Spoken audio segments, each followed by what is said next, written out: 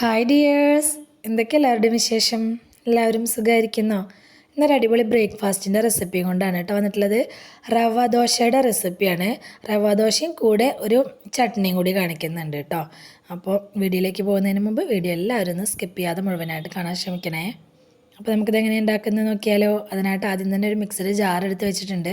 അതിലേക്ക് 1 കപ്പ് റവയാണ് ഞാൻ ചേർത്ത് കൊടുത്തിട്ടുള്ളത്. പിന്നെ ചേർത്ത് കൊടുത്തിട്ടുള്ളത് 2 ടേബിൾ സ്പൂൺ ഗോതമ്പ് പൊടിയാണ്.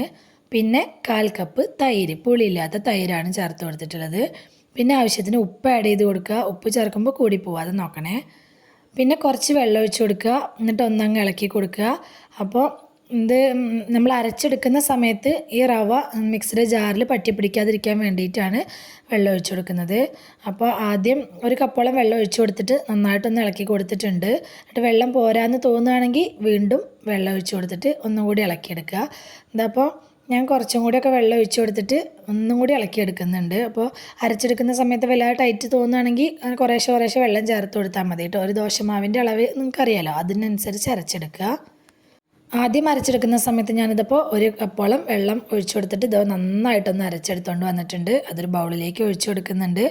പിന്നെ ഒരു 1/4 കപ്പിലധികം വെള്ളം ഒഴിച്ചു കൊടുത്തിട്ട് മിക്സിയുടെ ജാറൊന്ന് കഴുകിയിട്ട് ആ വെള്ളം കൂടി ഒഴിച്ചു കൊടുക്കുന്നുണ്ട്. എന്നിട്ടിത് നന്നായിട്ടൊന്ന് മിക്സ് ചെയ്തെടുക്കുക. അപ്പോൾ വെള്ളം ഒരുപാട് കൂടി പോവാതെ നോക്കണം. ദോശമാവിൻ്റെ ആ ഒരു കൺസിസ്റ്റൻസിയിൽ എടുക്കുക കേട്ടോ. അപ്പോൾ നിങ്ങൾ എടുക്കുന്ന റവയുടെ ഗോതമ്പ് പൊടിക്കൊക്കെ അനുസരിച്ച് ഇതിൽ വെള്ളത്തിൻ്റെ അളവിൽ മാറ്റം ഉണ്ടാവും. അത് നോക്കി ചെയ്യുക. ഇനി ഞാനിതിലേക്ക് ഒരു 1/4 ടീസ്പൂൺ സോഡാപ്പൊടി കൂടി ചേർത്ത് കൊടുത്തിട്ടുണ്ട്. അപ്പം നിങ്ങളുടെ കയ്യിൽ ഈനോ ഉണ്ടെങ്കിൽ അത് ചേർത്ത് കൊടുക്കുക. സോഡാപ്പൊടി ചേർക്കുന്നതിനേക്കാളും നല്ലതാണ് കേട്ടോ ഈനോ ചേർക്കുമ്പോൾ. അപ്പം എൻ്റെ കയ്യിൽ ഇല്ലാത്തതുകൊണ്ടാണ് ഞാൻ സോഡാപ്പൊടി ചേർത്ത് കൊടുത്തത്. ഇനി ഇതൊരു സൈഡിലേക്ക് മാറ്റി വയ്ക്കുക. കുറച്ച് നേരം അതവിടെ ഇരിക്കട്ടെ. ആ സമയം കൊണ്ട് നമുക്ക് ചട്നി തയ്യാറാക്കാം.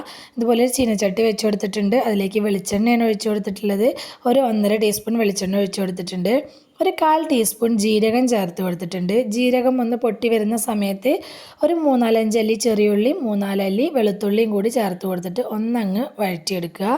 അത് അത്യാവശ്യം ഒന്നങ്ങ് ആയി വരണം കേട്ടോ. അത് ഒന്നങ്ങ് ജസ്റ്റ് വഴന്ന് വന്ന സമയത്ത് ഞാൻ ഇതിലേക്ക് എരിവിനാവശ്യമായിട്ടുള്ള വറ്റൽമുളക് ചേർത്ത് കൊടുത്തിട്ടുണ്ട്. നിങ്ങളുടെ എരിവിനാവശ്യമായിട്ടുള്ള വറ്റൽമുളക് ചേർത്ത് കൊടുക്കുക കേട്ടോ. ഞാനിപ്പോൾ ഒരു 4 എണ്ണം ചേർത്ത് കൊടുത്തിട്ടുണ്ട്. എന്നിട്ട് നന്നായിട്ടൊന്ന് വീണ്ടും ഇളക്കിയെടുക്കുക. വറ്റൽമുളകൊക്കെ എണ്ണയിൽ കിടന്നിട്ട് നന്നായിട്ടൊന്ന് മൂത്ത് വരണം. ആ വറ്റൽമുളകിലുള്ള കുരുവൊക്കെ ഇല്ലേ, അതൊക്കെ നന്നായിട്ട് ഒന്നങ്ങ് മൂക്കണം കേട്ടോ. അപ്പോഴാണ് നമ്മൾ ചട്നിയും ചമ്മന്തിയൊക്കെ അരയ്ക്കുമ്പോൾ നല്ല ടേസ്റ്റ് ഉണ്ടാവുക. അതൊന്നായി വന്ന സമയത്ത് 1.5 ടേബിൾ സ്പൂൺ പൊട്ടുകടല ആഡ് ചെയ്ത് കൊടുത്തിട്ടുണ്ട്. അതും കൂടി ചേർത്തിട്ട് വീണ്ടും ഇളക്കി കൊടുക്കുക. ജസ്റ്റ് അതൊന്ന് പിന്നെ ചേർത്ത് കൊടുത്ത് ഒരുപാട് നേരം ഒന്നും ഇളക്കിയെടുക്കേണ്ട ആവശ്യമൊന്നുമില്ല. ആ പൊട്ടുകടലയൊക്കെ ഒന്നങ്ങ് ചൂട് കയറി ഒന്നങ്ങ് മുരിഞ്ഞ് വന്നാൽ മതി. പിന്നെ സബ്സ്ക്രൈബ് ചെയ്യാതെ കാണുന്ന നമ്മുടെ കൂട്ടുകാർ ആരെങ്കിലും ഉണ്ടെങ്കിൽ പ്ലീസ് ഒന്ന് സബ്സ്ക്രൈബ് ചെയ്ത് സപ്പോർട്ട് ചെയ്യണം കേട്ടോ.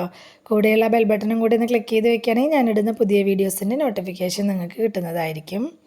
പിന്നെ ഞാനിതിലേക്ക് പൊട്ടുകടലൊന്ന് ചൂടായി വന്ന സമയത്ത് ചേർത്ത് കൊടുത്തിട്ടുള്ളത് 1/2 കപ്പോളം തേങ്ങയാണ് ചേർത്ത് കൊടുത്തിട്ടുള്ളത്. 1/2 മുതൽ 1/4 കപ്പോളം തേങ്ങ ചേർത്ത് കൊടുക്കുക.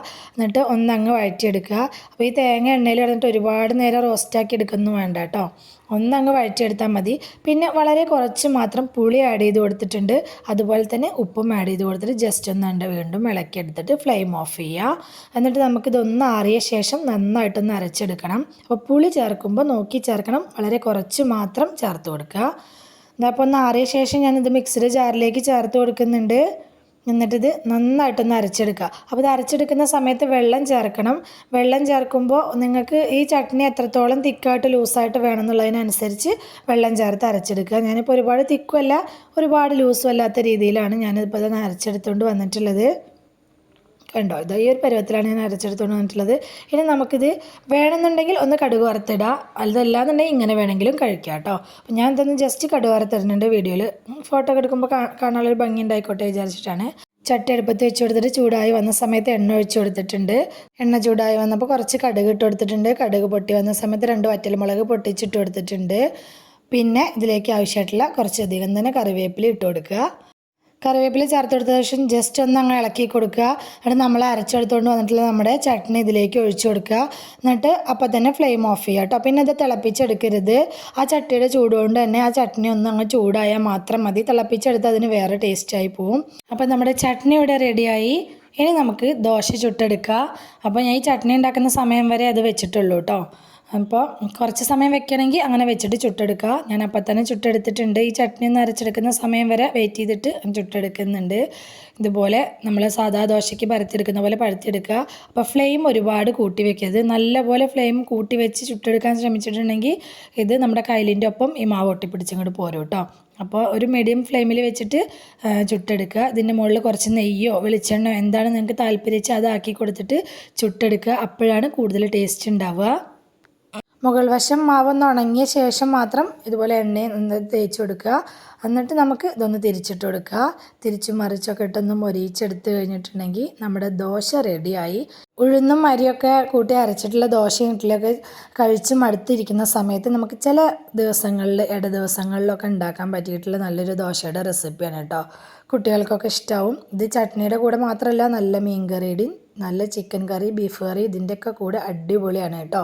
ഇനിയിപ്പോൾ കുറച്ച് ദിവസമല്ലേ ഉള്ളൂ സ്കൂളൊക്കെ തുറക്കാനായിട്ട്. അതുപോലെ സ്കൂൾ തുറക്കുന്ന സമയത്ത് ഓഫീസിലേക്കൊക്കെ പോകുന്ന സമയത്തൊക്കെ രാവിലെ നമ്മൾ ഈസി ആയിട്ട് ചെയ്തെടുക്കാൻ വേണ്ടിയിട്ട് ദോശ ഇഡ്ഡലി ബാറ്ററൊക്കെ അരച്ച് വെച്ചിട്ട് അതായിരിക്കുമല്ലോ കൂടുതലും ചെയ്തെടുക്കുക. അപ്പോൾ അതിൽ നിന്നൊക്കെ വ്യത്യസ്തമായിട്ട് ചില ദിവസങ്ങളിൽ ഇങ്ങനെ ഒരു ദോശയും തയ്യാറാക്കി നോക്കട്ടോ. വലിയ ബുദ്ധിമുട്ടൊന്നുമില്ലല്ലോ. നല്ല അടിപൊളി ദോശയാണ്. ഞാനിപ്പോൾ എല്ലാം ചുട്ടെടുത്തിട്ടുണ്ട്. നമ്മുടെ കൂടെ അരച്ചിട്ടുള്ള ചമ്മന്തി ആണെങ്കിൽ ഈ ദോശയുടെ കൂടെ മാത്രമല്ല, സാധാ നമ്മുടെ ഉഴുന്ന ദോശയുടെയും അതുപോലെ തന്നെ ഇഡ്ഡലിയുടെ ഒക്കെ കൂടെ അടിപൊളി ടേസ്റ്റാണ് കേട്ടോ. അപ്പോൾ നിങ്ങൾ എന്തായാലും ഒന്ന് ട്രൈ ചെയ്ത് നോക്ക്. വീഡിയോ ഇഷ്ടമായിട്ടുണ്ടെങ്കിൽ എല്ലാവരും മറക്കാതെ ലൈക്ക് ചെയ്യണം. അതുപോലെ തന്നെ നിങ്ങളുടെ അഭിപ്രായങ്ങളൊക്കെ കമൻ്റായിട്ട് പറയണം. റെസിപ്പി ഇഷ്ടമായിട്ടുണ്ടെങ്കിൽ നിങ്ങളുടെ ഫ്രണ്ട്സിനോ ഫാമിലിക്കോ ഒക്കെ ഒന്ന് ഷെയർ ചെയ്ത് കൊടുക്കുക കൂടി വേണേ. ഇതുവരെ കൂടെ നിന്ന് സപ്പോർട്ട് ചെയ്തിട്ടുള്ള എൻ്റെ എല്ലാ മുത്തുമണികൾക്കും ഒരുപാട് നന്ദി. തുടർന്ന് നിങ്ങളുടെ സപ്പോർട്ട് എൻ്റെ കൂടെ ഉണ്ടാവണം കേട്ടോ. എന്നാൽ ശരി, സിമ്പിൾ ആൻഡ് ടേസ്റ്റി റെസിപ്പിയുമായി ഞാൻ വീണ്ടും വരാം. ബൈ.